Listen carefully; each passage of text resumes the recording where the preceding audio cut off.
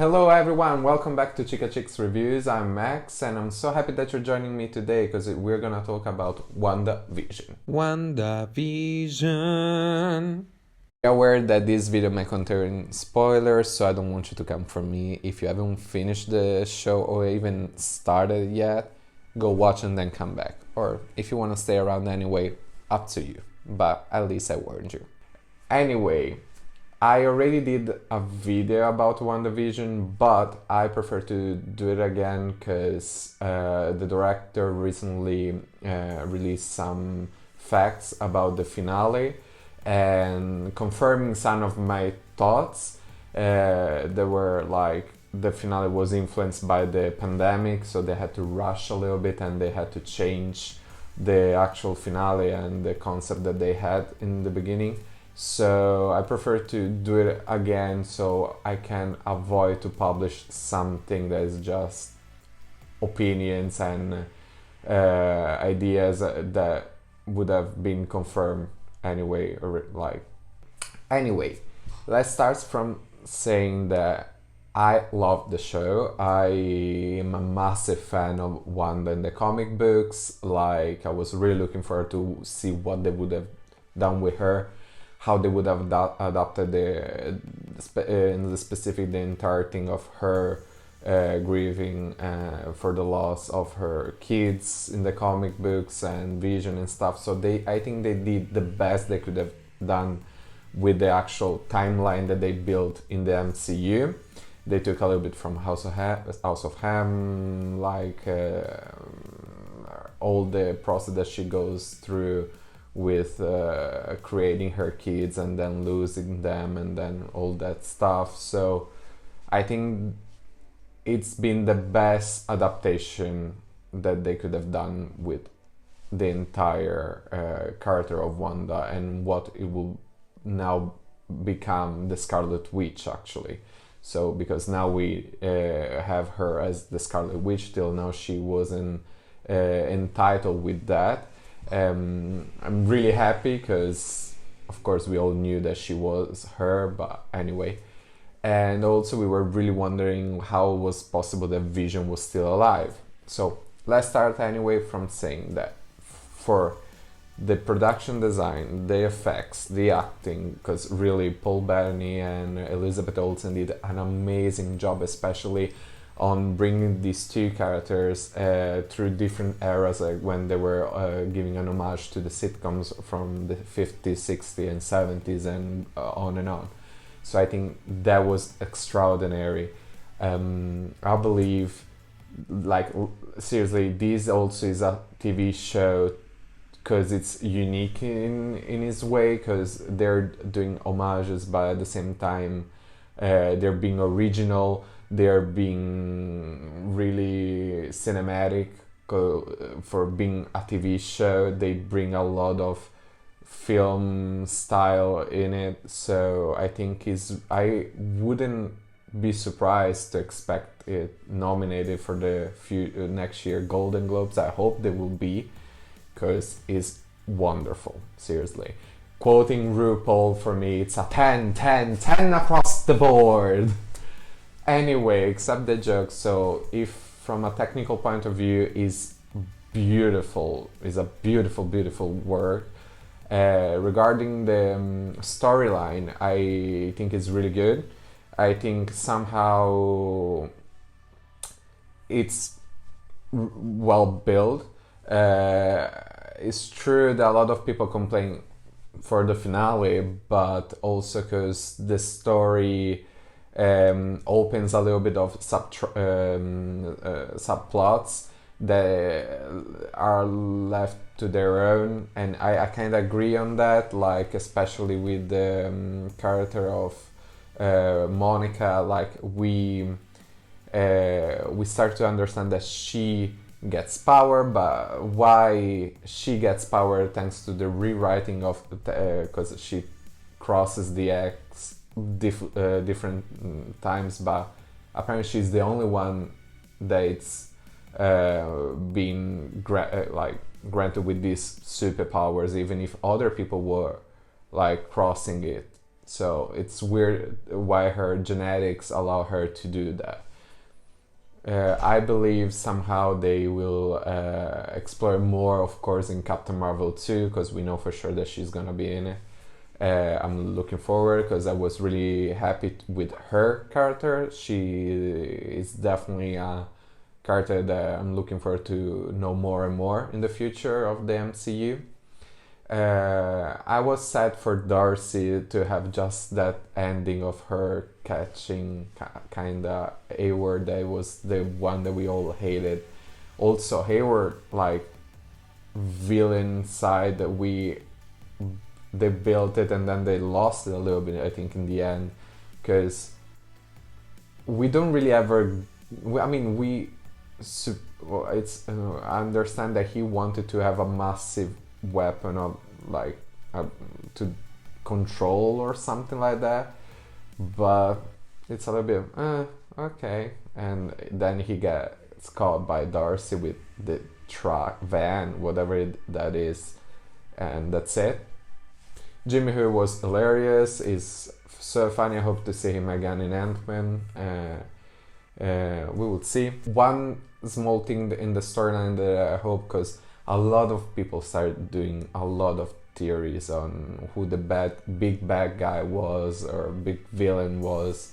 A lot of people went so far with theories and stuff that I think they missed the stuff of enjoying it and actually living the show, because now they're disappointed that didn't have Mephisto of stuff like that, which I kind of get it. I also hope to see Mephisto, but for another reason. I hope to see more of the supernatural side of the MCU, of the Marvel universe from the comic books, because so far we only had cosmic side of it. Like, we are still missing all the magic side. We only had a little, like, a small bite of it in this show and in Doctor Strange, but it's still so unknown, which I hope they could have explored a little bit more.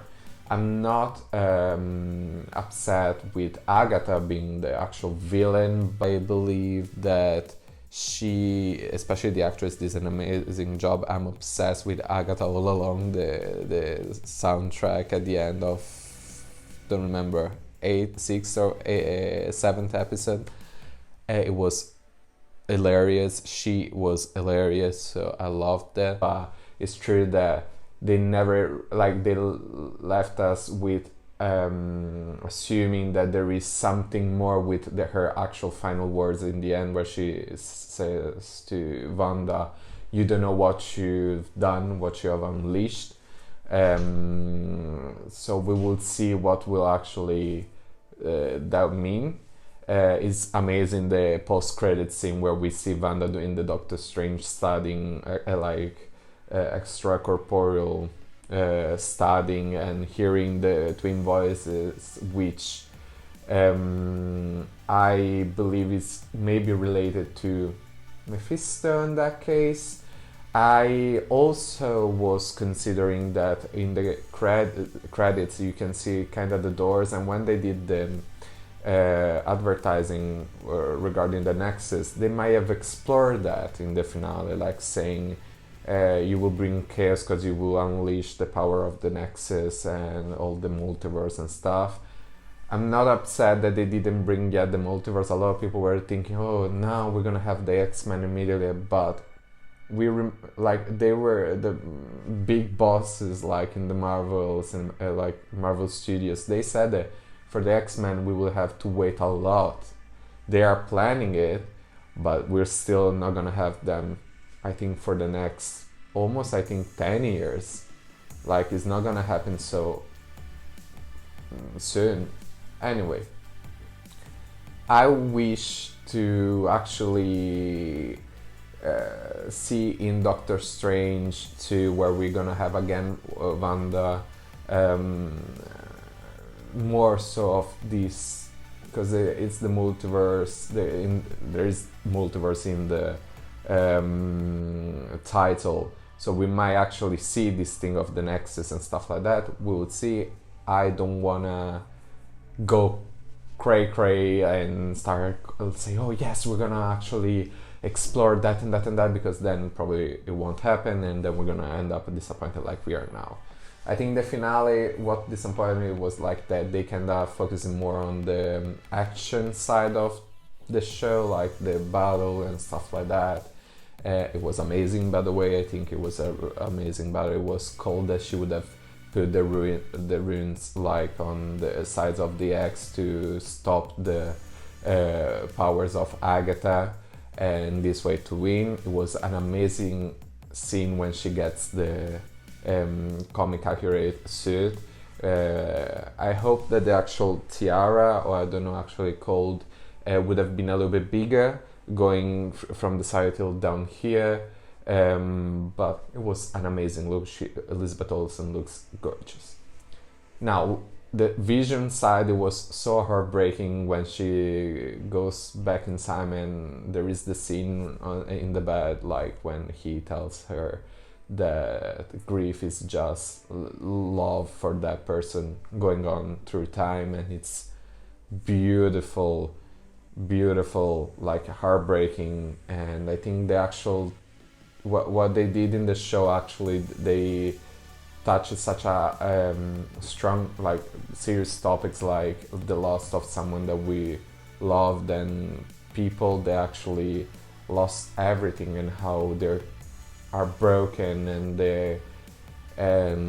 so they did an amazing job on representing that through Wanda. And the lines that they gave to Paul Bettany, they were so beautiful to make her understand that she needs to move on and stuff like that. They weren't such a monologues and stuff. They were just quick lines full of meaning and stuff like that. So it was really touching. I think that when they introduced White Vision, a lot of people were thinking that it was Ultron. I didn't think we would have Ultron. I think it would have been just as what happened, like a Vision without the actual full control of his memories. It's true that leaving him going away like that, when they have the confrontation regarding the ship of Theseus, if I'm not wrong, it's a little bit weird. Like, we have no clue what is gonna happen with this character. We just need to wait. It was kind of. I was a little bit here. Yes, I was a little bit disappointed that the only time that Wanda him interact is when he tries to crush her skull. But I hope they could have had more, and they had like two Visions and the kids and her battling Agatha, and see then what would happen. We'll see. I really think now, so big moment regarding what I think will happen in the MCU. I have two big theories. I feel that once that they will introduce the Fantastic Four and maybe Doctor Doom, they might go through the Children Crusade storyline, only because I also believe that they're gonna introduce more Young Avengers. We're gonna see it, Kate Bishop in Hawkeye. We're gonna see Castellan getting the stature name in the next Ant-Man. We're gonna have Jessica Chavez, if I'm not wrong, the actual name, in Doctor Strange too. No, America Chavez. Sorry, America Chavez. She's called America, if I'm not wrong. Anyway, we gonna probably see again Billy and Tommy, so Wiccan and Speed again. So I have that feeling. Also Nova, the Nova. There is a Nova project there where they also called for, like, they're gonna probably have Sam Alexander, that is the younger version of the Novas in the comic books. So I kind of feel that they're going to propose like Young Avengers at some point, and then maybe do the Children Crusade, because I think that Wanda will actually have a strong role in these new phases of the MCU. It's the new Iron Man, I would say. And somehow like everything will focus around her. How maybe before we had everything focused around Tony.